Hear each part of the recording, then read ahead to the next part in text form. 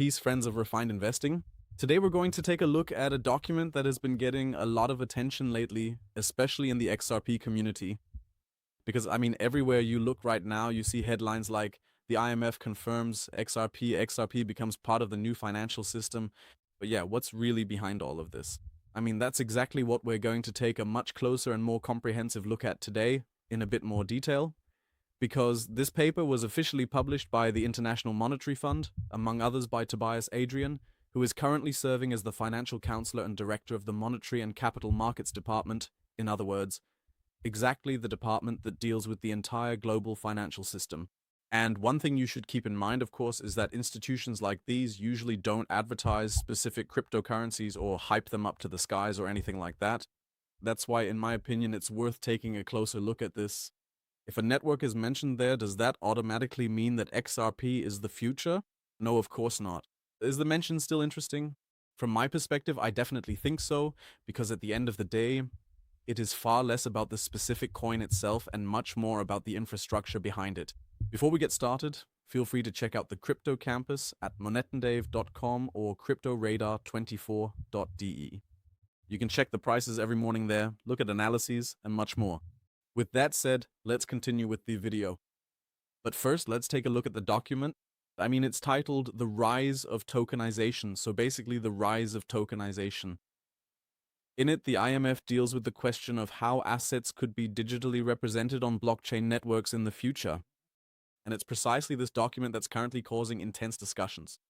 But not because XRP is suddenly being promoted there, but because the XRP ledger is even mentioned as an example in the whole thing, and that's exactly what we're going to take a closer look at today. What's interesting is that the XRP ledger is mentioned exactly once in the entire document. Now, of course, you could say, okay, Dave, that's nothing special. Maybe it was just a coincidence at first glance. Maybe that's actually the case. But you also have to see that the IMF generally only mentions very few networks. So it's not a huge list with hundreds of blockchains where everyone pops up somewhere and there's always fuel for various projects to mention it in a positive way.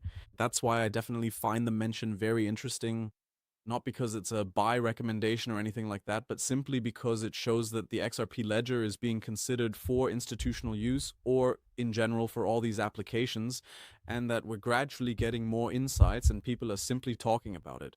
But in my opinion, what's even more important is the overall context. So the IMF isn't talking about speculation or any price targets here, rather it's simply describing practical examples. As an example, the document mentions the major French bank, Société Générale, and this bank has basically issued its regulated euro stablecoin on various blockchain networks, including major ones like Ethereum, Solana, Stellar, and also the XRP ledger. This is not merely a speculative forecast for the future, but a snapshot of what is already being implemented today. And it is just becoming increasingly public and more visible. And this is exactly where, in my opinion, a lot of things often get mixed up. From a single mention, suddenly huge headlines are being made on social media, but nowhere does the IMF write, buy XRP, or the XRP ledger will become the new global financial system. That's simply not written there. What you can definitely say, though, is that the XRP ledger is mentioned as a real-world example in an official IMF document. And I personally find that alone much more interesting than any exaggerated headline, because, facts simply have a much stronger long-term impact than all this chatter, and for that reason, in my opinion, you shouldn't underestimate it. But that brings us directly to the next point. A lot of people immediately focus on the XRP price, but the actual topic of the document is something completely different. So it's simply about infrastructure, basically about the networks on which banks could move stablecoins or tokenized assets in the future. And that's exactly been Ripple's core business strategy for years, not to be the loudest cryptocurrency, but simply to provide reliable solutions for banks and payment service providers. And of course, whether this strategy will ultimately prevail remains a mystery today. But Ripple has simply been working in this area for many years, and the likelihood that people might eventually fall back on it is gradually increasing bit by bit. Here you also need to be aware of an important distinction. Many people automatically equate the XRP ledger with XRP, but that's not entirely correct. So the XRP ledger is simply the network. XRP is the native asset within this network, and the IMF document primarily talks about the infrastructure, right? As I said, it's not about how high the XRP price might be at some point. Of course, increased use of the network can also have an impact on XRP in the long run, but there are still many factors in between, like how much liquidity actually flows through the network, which products banks end up using later, and yes, what role XRP ultimately really plays in all of this. So that's exactly why you should always consider the infrastructure and the token as two separate things. Fittingly, there was also another interesting statement from Brad Garlinghouse recently. At the XRP Vegas event, he was asked what role Ripple or the XRP ledger could play in the coming years. He then said that he could definitely imagine the XRP ledger taking over a double-digit share of today's Swift volume in the long term. Of course, at first that sounds pretty extreme, but what I found much more interesting was why he actually believes that, right? Because this is exactly where the difference between Swift and Ripple becomes extremely clear again, since many people still think to this day that Swift sends money, right? But it's not that simple either. I mean, Swift primarily just ensures that banks can communicate with each other. So, simply put, it's basically just the message being transmitted that a payment is supposed to take place. The actual processing, the so-called settlement in this case, often just runs through other systems. And that's exactly where Ripple comes in, not with the exchange of messages, but with the actual transfer of value. And that's the crucial difference, and in my opinion, one of the most important points in the entire discussion as well. Does that now automatically mean that Ripple will completely replace Swift? Definitely not. And that's exactly what, in my opinion, is often misrepresented. A much more realistic scenario is, for example, a hybrid model. So existing systems are gradually modernized, some processes remain because they've simply worked well, and others are simply replaced by newer technologies. And that, of course, would be nothing unusual. We've been seeing this over and over again for decades, and that's exactly how technical infrastructures have simply developed for decades. It's understandable, step by step and not overnight. And you just pick out the best things. Some things simply become more modern, they just get switched over. Nevertheless, of course, you shouldn't ignore all the risks at the same time.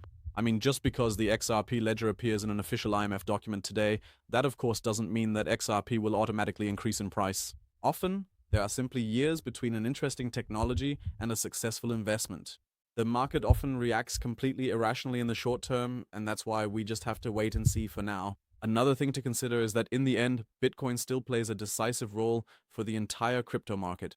That's why you should observe such developments with a clear head at first, but also put them into realistic perspective and not rush into anything. But what I personally take away from the document is something completely different.